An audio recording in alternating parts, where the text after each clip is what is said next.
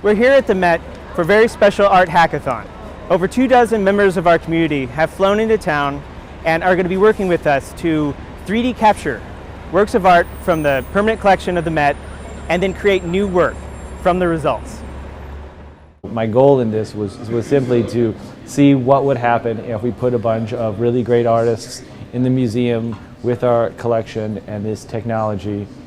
It seems like a really natural thing that should happen with all the technology that's available, but also something that a lot of museums are probably really hesitant about.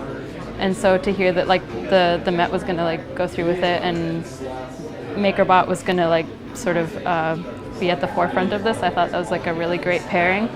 The technology is evolving so quickly. You get a sense that that's kind of going to be like a tornado of innovation that's coming. So how do you reconcile what to do with these types of tools? I was invited to be a part of the project with Micah.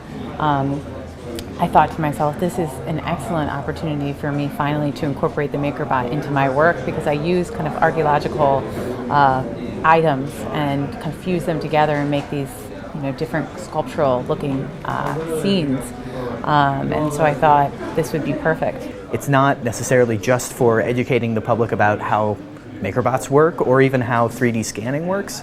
It's to allow people who wouldn't necessarily stare at one piece of art for more than 30 seconds to really interrogate and get to know all of these forms and then make something in response to that. There's already people from outside the museum, from outside the state and country, doing the same thing we're doing. They saw it yesterday. We had 2 people randomly sneak their way in here who drove down from Massachusetts because they saw some tweets yesterday. And the staff here have been really supportive and been really open to the ideas that their collection, can be reused and reimagined in all sorts of ways, which goes back to the beginning of this museum and how we've always used this art as an inspiration for future artists. I'm really interested in sort of bringing some of these new digital processes into public schools.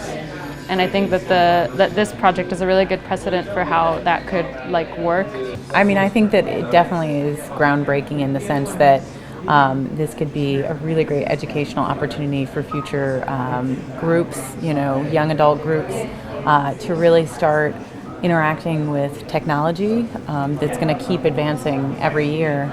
And also interact with art in a way that they're more familiar with, because most kind of teenagers or even younger than that use camera phones or iPads so much, and that's part of their experience, that filters their experience, that this is going to actually make more sense for kind of the way they navigate in the world. I think this is an epic thing for the Met to do, and I think that more museums should do it.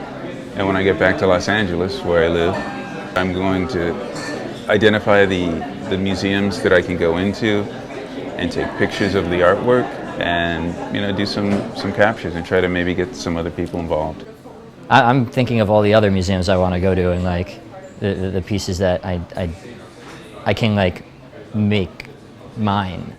Grab a camera and go out today and take pictures of something you love and use a tool like 123D Catch to turn it into a 3D model that you can share on Thingiverse using the tag capture, so that we can all have a visit to where you live.